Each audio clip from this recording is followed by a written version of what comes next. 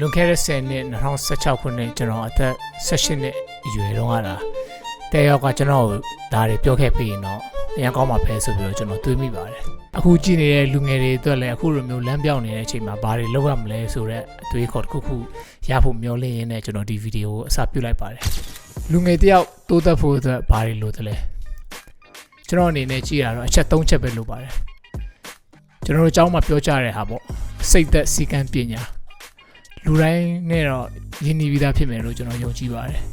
ဆိုတော့ဒီစိတ်သက်စီကံပညာဆိုတာဘာလဲကျွန်တော်နည်းနည်းကြည့်အောင်ကျောင်းနေမှာတော့ကျွန်တော်တို့ကိုပြောကြတာပဲစိတ်သက်စီကံပညာစိတ်သက်စီကံပညာဒါပေမဲ့ကျွန်တော်တို့ရဲ့ဒီကလက်သေးဘဝမှာအဲ့ဒီအရာတွေကဘလောက်လွမ်းမိုးနေတယ်လဲဘလောက်အကျိုးရှိတယ်လဲဆိုတာကိုကျွန်တော်အခုပြောပြပြီးတော့မှဖြစ်ပါတယ်လူငယ်တယောက်တိုးတက်ဖို့အတွက်စိတ်သက်ပေါ့နော်ဆိုတော့ဒီစိတ်သက်ဘိုင်းဆိုင်ရာမှာကျွန်တော်တို့ကျောင်းနေဟာမတင်ပေးတဲ့အရာဘာလဲဆိုတော့သူတစ်ပါးကိုအပြစ်တင်တဲ့ဟာတွေ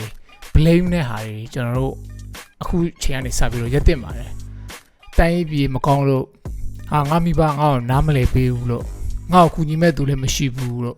အစရှိသဖြင့်သူများကို blame နေတဲ့ဟာတွေသူများကိုအပြစ်တင်နေတဲ့ဟာတွေလက်ညှိုးတွေသူများကိုပဲလက်ညှိုးထိုးနေတဲ့ဟာတွေပေါ့နော်ကိုအဲ့ဒီအရာတွေကိုရက်လိုက်တဲ့နေ့ကစပြီးတော့မိတ်ဆွေရဲ့စိတ်သက်ပိုင်းဆိုင်ရာအရန်တိုးတက်လာဖြစ်ပါတယ်ပြီးရင်နောက်တစ်ခုပေါ့နော်ကလင်ကကြကြချင်တဲ့စိတ်သက်တွေအချောင်ခူချင်နေတဲ့စိတ်သက်တွေကမိတ်ဆွေတိုးတက်တဲ့လောက်မတိုးတက်တဲ့အကြောင်းအရာတွေကအဲ့ဒီဟာတွေလည်းပါပါတယ်ဆိုတော့အခုစိတ်သက်ပိုင်းဆိုင်ရာမှာကျွန်တော်ပြောတဲ့အချက်၄ခုသာမိတ်ဆွေပြင်လိုက်ပြီဆိုတာ ਨੇ မိတ်ဆွေရဲ့ဘဝကြီးကမကြခင်ရက်ပိုင်းနဲ့ငယ်အတွင်းမှာအများကြီးတိတာပြောင်းလဲလာတော့မှာကျွန်တော်ပြောရပါတယ်နောက်တစ်ခုကစီကံပေါ့လူငယ်တယောက်အတွက်စီကံကိုဘယ်နေရာမှာတည်ဆောက်ရမလဲဆိုရင်ကျွန်တော်အတွက်အကောင်းဆုံးအဖြစ်တစ်ခုပေးပါဆိုရင်ပေါ့နော်ဂျင်မှာပဲမိတ်ဆွေဂျင်သွားဆော့တဲ့နေ့ကစပြီးတော့မိတ်ဆွေရဲ့စီကံရှိမှုဟာအများကြီးကိုတိုးတက်ပြောင်းလဲလာဖြစ်ပါတယ်။ကျောင်းတွေမှာမတင်ပေးတဲ့အရာလူကြီးဒီမတွေမပြောပြနိုင်တဲ့အရာမျိုးတွေအခုကျွန်တော်ပြောပြနေဖြစ်ပါတယ်။ကျွန်တော်ကိုယ်တိုင်လည်းအဲ့လိုနီးနေပဲကျွန်တော်တင်ယူခဲ့တာဖြစ်တဲ့အတွက်အခုဒီဗီဒီယိုကြည့်နေတဲ့အသက်16နှစ်ညီငယ်လေးညီမငယ်လေးတွေကိုလည်းကျွန်တော်ဒါပြန်ပြီးတော့လက်ဆင့်ကမ်းဝေမျှပေးတာဖြစ်ပါတယ်။ကိုယ့်ရဲ့စီကံပို့ပြီးတော့ရှိကျင်တယ်ဆိုရင်တခြားဘယ်နေရာမှမကြည့်ပါနဲ့ဂျင်သွားဆော့ပါဂျင်ကိုအချိန်ကာလတစ်ခုအထိဆွဲရှိဆော့ပြီးတော့ကိုလိုချင်တဲ့ဒီရလက်တွေရလာတာကိုမိတ်ဆွေမြင်တဲ့အချိန်မှာမိတ်ဆွေရဲ့စီကံဟာ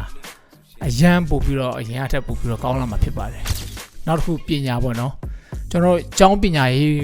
ဒီမှာကျွန်တော်တို့သင်ယူကြတယ်ဆိုရင်တကယ်လက်တွေ့ဘဝမှာရောကျွန်တော်တို့ဒီပညာရပ်တွေဘယ်လိုအသုံးချမလဲဆရာဝန်တွေအင်ဂျင်နီယာတွေရှင်းနေတွေလုပ်မယ်ဆိုပြီးတော့ကျောင်းတက်တုန်းကတော့ကျွန်တော်တို့ပြောကြပါတယ်တကယ်တော့လေလက်တွေ့ဘဝမှာအဲ့ဒီလိုမျိုးလူတန်းစား10%တော့မရှိတာပါဆိုတော့ကျန်တဲ့90%တော့ကလမ်းပြောက်သွားတာလားဘာလို့မလဲအဲ့လိုမျိုးမဖြစ်နေတဲ့ဟာတွေအများကြီးပါတကယ်လက်တွေ့ဘဝမှာမိတ်ဆွေကဒီဆရာဝန်တွေအင်ဂျင်နီယာတွေရှင်းနေတွေလုပ်မယ်ဒီ10%ထဲမှာကိုကပါတယ်ဆိုရင်တော့အဆင်ပြေပါတယ်ဒါပေမဲ့အဲ့ဓာတွေမလုပ်ချင်ဘူးဆိုရင်တော့ဒီဗီဒီယိုလေးကိုဆက်ပြီးတော့ကြည့်ပါလက်တွေ့ဘဝမှာ kiss knit တွေဆိုတာအများနဲ့ပြောင်းလဲနေတာပေါ့နော်ကျွန်တော်တို့ခုလက်ရှိနေထိုင်နေတဲ့21ရာစု2026မှာဆိုရင်ဘာပညာရပ်တွေကိုလေ့လာလို့ရမလဲအများကြီးရှိပါတယ်တကယ်လက်တွေ့ဘဝမှာကိုယ်ကိုဝင်ငွေရတည်ပေးနိုင်မဲ့ပညာမျိုးကိုလေ့လာသင့်ပါတယ် skills ပေါ့နော် video editing လား coding လား digital marketing လားအစရှိတဲ့ဖြင့် level ဘောင်းစုံမှာ skill တွေအများကြီးရှိပါတယ် run နေတဲ့လုပ်ငန်းတွေမှာချိတ်ဆက်ပြီးတော့ကိုယ့်ရဲ့စိတ်တည်တာတိုးတက်မှုဝင်ငွေလမ်းကြောင်းကိုတိဆောက်လို့ရပါတယ်ဒီအကြောင်းအရာတွေကျွန်တော်အခုဘာဖြစ်လို့ပြောပြနေလဲဆိုတော့အခုကျွန်တော်တို့နိုင်ငံမှာလမ်းပြောက်နေတဲ့လူငယ်တွေ kids နဲ့မကောင်းလို့ပညာရေးလမ်းကြောင်းကိုတစ်စိုက်မမသွားနိုင်တဲ့လူငယ်တွေအားလုံးအတွက်ရည်ရွယ်ပြီးတော့အချိန်ကုန်ပြီးတော့ပေါ့နော်လကားမဖြစ်စေဖို့ကျွန်တော်ရည်ရွယ်ပြီးတော့ဒီဗီဒီယိုလေးကိုကျွန်တော်ပြောနေတာဖြစ်ပါတယ်โอเคရှေ့လျှောက်ကျွန်တော်ပြောချင်တဲ့အကြောင်းအရာခေါင်းစဉ်တစ်ခုနဲ့လည်းဆက်နွယ်နေလို့ကျွန်တော်ခုလိုရှင်းပြနေတာဖြစ်ပါတယ်။ကျောင်းကမတင်ပေးနိုင်တဲ့ပညာများ School never taught me this ဆိုပြီးတော့ကျောင်းကမတင်ပေးတဲ့ပညာများဆိုတဲ့ခေါင်းစဉ်အောက်မှာကျွန်တော်ဒီလူငယ်လေးတွေအတွက်ကျွန်တော်အများကြီးရည်ရွယ်ပြီးတော့ကျွန်တော်ပြောချင်တဲ့ဟာလေးတွေကျွန်တော်လေ့လာတဲ့ဟာလေးတွေကျွန်တော်ဘဝနဲ့ပတ်သက်ပြီးသင်ယူခဲ့တဲ့ဟာလေးတွေကျွန်တော်ဝေမျှပေးသွားမှာဖြစ်ပါတယ်။ Okay ကျွန်တော်တို့မကြခင်မှာဆက်ပြီးတော့တွေ့ကြရအောင်